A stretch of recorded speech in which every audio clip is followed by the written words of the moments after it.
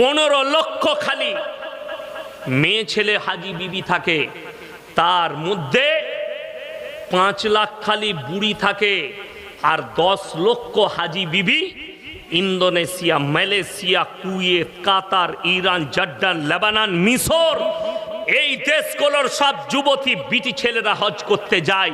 পৃথিবীর ইতিহাসে কেউ যদি একটা দেখাতে পারে মক্কা মদিনায় হজের ময়দানে একটা যুবতী বিটি ছেলে ধর্ষিতা হয়েছে, আমি মৌলবি শওকতের বেটা জীবনে আর বক্তব্য দেব না। জোরে একবার বলুন সুবহানাল্লাহ।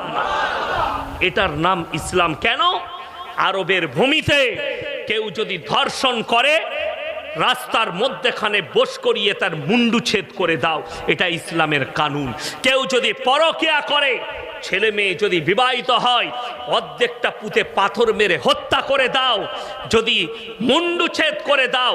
অবিবাহিত ছেলে মেয়েরা যদি